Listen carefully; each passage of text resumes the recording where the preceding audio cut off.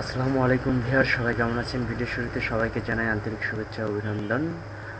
প্রথমে আপনাদেরকে বলে নিচ্ছি, আমার চ্যানেলটি অবশ্যই আপনারা সাবস্ক্রাইব করবেন এবং লাইক কমেন্ট শেয়ার তো করবেনই। তো চলুন আমরা আজকে যে বিষয়টা নিয়ে প্রবলেমে পড়ছি মোবাইলে সফটওয়্যারের বিষয়ে, নতুন আইসিগুলো, আমরা সেগুলো নিয়ে আজকে কথা বলবো।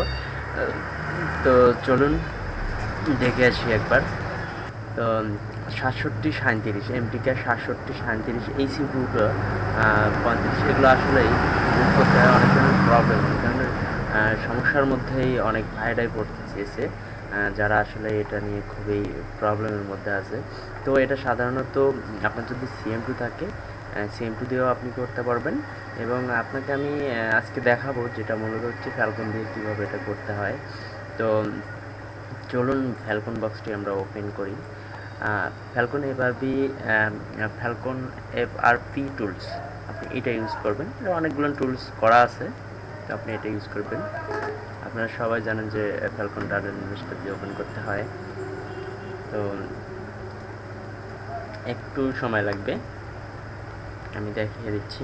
আমি সহজভাবে, খুব বাংলাভাবে আপনাদেরকে বোঝাবো। আসলে অনেকেই এটা অনেকেই বোঝে না। বন্ধ কিংবা চালু থেকে দুইভাবে কাজ করা। এখানে দেখেন, এখানে অনেকগুলো ফোনের দেওয়া আছে, মডেল দেওয়া আছে। তো আমি কথা বলছিলাম কি যেন, এমটিকা নিয়ে, অর্থাৎ মিডিয়াটেক যেটা আমাদের, সেটাই যে এমটিকা অ্যান্ড্রয়েড। আপনি এটাকে সিলেক্ট করার পরে আপনি এখানে পোর্টটা ঠিক করে নেবেন। এখানে পোর্টে ক্লিক করে পোর্টটা ঠিক করে নেবেন। পোর্টটা ঠিক করে নেওয়ার পর আপনি এখান থেকে ফ্ল্যাশ মুডে কাজ করতে পারবেন। আপনি কি ফ্ল্যাশ মুড কথাটা বুঝতে পারছেন? ফ্ল্যাশ মুড হচ্ছে আপনার ফোনটাকে বন্ধ রাখিয়া ইউএসবি কানেকশন লাগালে পরে এটাকে ফ্ল্যাশ মুড বলা হয়।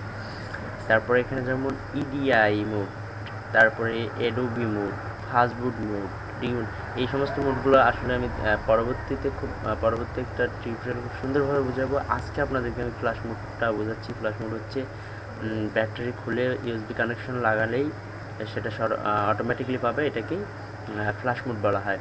তো আমার এখানে আসলে এই মুহূর্তে এই যে ইয়াটা নাই, যার কারণে ফোন নাই, যার কারণে আমি দেখাতে পারছি না। তবে আমি খুলছি, বেশ কয়েকটা খুলছি। আপনারা চাইলে এমটিকে টুলসের এই ফ্যালকনের এই ইয়ার আরেকটা টিউটোরিয়াল দেখতে পারেন।